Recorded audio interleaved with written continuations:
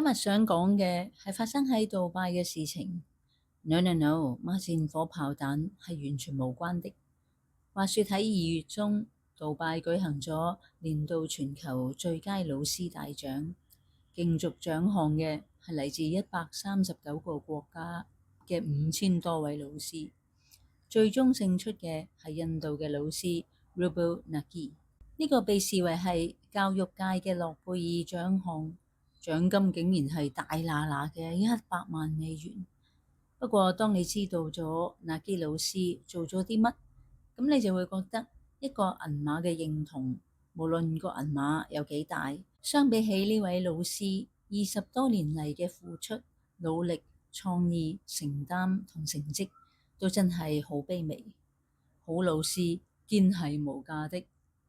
1980年，納基老師出生喺有雪山有湖泊、風光如畫嘅克什米爾嘅一個中產家庭。佢有條件接受大學教育，修讀嘅係政治系。不過畢業後，佢就選擇咗去倫敦讀美術，專攻繪畫同雕塑。學成後，仲舉辦咗幾次個人作品展覽。聽到呢度，係咪反轉咗大家對印度婦女淨係有份被奴役、被壓迫、被性侵嘅三觀呢？實情係好似納基老師咁樣，可以自由地、堅強地緊隨自己意向去活嘅印度女性，比例確實係唔高，但係存在的。喺起跑線上，納基老師順利進入直路，步入人生勝利組。畢業後冇耐，仲嫁入咗一個中產優裕嘅家庭。不過我覺得納基老師一定係個好怕悶兼要追求成功感嘅人，所以佢堅拒去過無所事事悶 Q 死嘅少奶奶生活。婚後佢同老公定居喺孟買。孟買係印度最重要嘅金融同股票交易中心，係印度最富裕嘅城市。不過呢度同時又擁有全球知名、面積最大、人口最稠密嘅貧民窟。印度政府確係冇嗰啲一味要唱好印度故事嘅怪癖，好嘅醜嘅都唔介意揚晒出嚟，等人一目了然，真相睇真啲。所有事情都係由納基老師遇到一個連筆係乜東東都唔知嘅貧民窟僆仔所開始的。納基知道唯有教育先至可以令窮困孩子有機會去改變同創造命運。但係要呢啲野孩子坐定定嚟聽書上課，佢哋梗係唔制啦。對另類孩子係要用另類方法嚟教化㗎嘛。一開始，納基老師就走入去貧民窟，義務咁去遊靚人哋嘅屋企，跟住就透過喺牆壁上畫公仔嚟教授知識。24年嚟，納基老師喺印度各地遊靚咗4萬多個貧民家庭嘅屋企。成立咗800多個學習中心，令冇條件返學嘅細路可以學習有關語文、數字、歷史以至衛生等等嘅基礎知識。除咗教育細路之外，納基老師更加改造埋家長們，遊靚佢哋嘅屋企。除咗增強佢哋對家居嘅愛護意識以至自豪感之外，仲令佢哋積極投入去改善對住家周圍環境嘅美觀同衛生。每次喺貧民窟發動社區大掃除嘅時候，啲家長，尤其係媽媽們，總係會一呼百應，永無托手踭。咁都不特止，納基老師嘅真心感動同啟發咗好多人加入義工行列嚟幫手油屋啊、大掃除啊、教學啊，甚至印度電影界嘅大明星都為佢推廣同籌款。咁你話呢個老師係幾咁了不起呢？好老師先係一個國家真正嘅硬實力。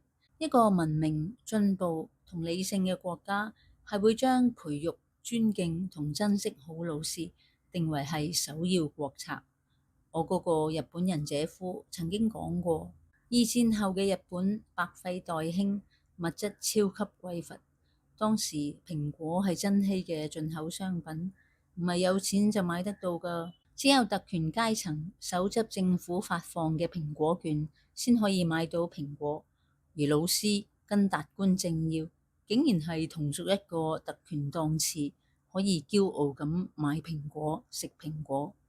個邏輯係老師肩負嘅係國家級嘅任務，要培育未來嘅話事人、辦事人，咁佢哋自然要食得有營養啲啦。當中共國將老師學者列為臭老狗，或者喐啲就拖佢哋糧嘅時候，日本政府就將老師學者視為珍寶，施行各種尊崇同優待佢哋嘅政策。總之就係 offer 晒所有條件，等佢哋專注同用心咁去培育英才。或者咁就可以解釋到點解喺亞洲國家之中，日本會出產數量最多嘅諾貝爾得獎者，因為人哋嘅國策係注重教育、鼓勵兼推崇科研，而且日本人對時間嘅精算喺全球人之中可謂無出其右。佢哋知道時間好寶貴，所以會 focus 喺開發深海稀土資源，或者探尋稀土代替品呢啲正經嘅事情。人哋邊鬼得閒去搞咩愛國教育啊？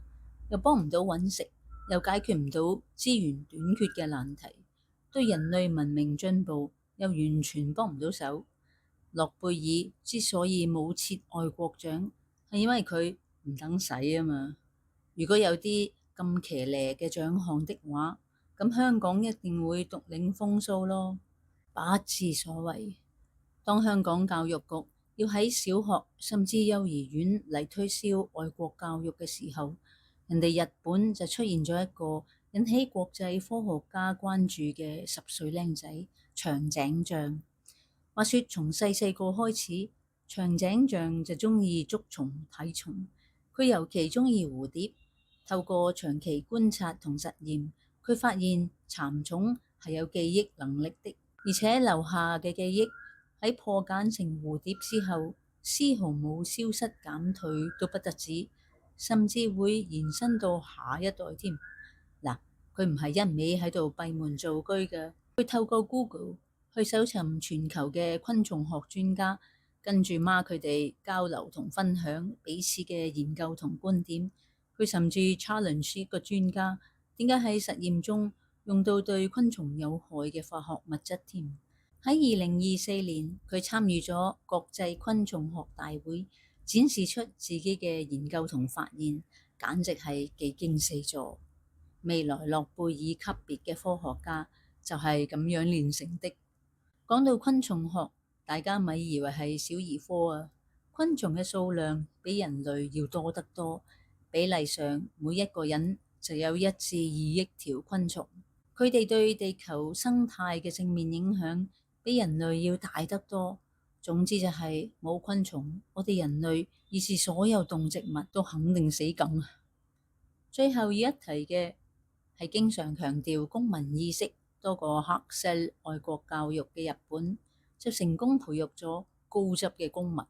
佢哋喺天災人禍發生嘅時候，會守規矩排隊去購物，或者接收物資，又或者會踴躍報名去清理臨時收容中心嘅廁所。而民間唔會出現發國難財坐地起價嘅奸商，更加唔會出現毫無底線侵吞善款嘅貪官。呢啲美景喺成日噏住要愛國嘅長國，真係做夢也不會發生的。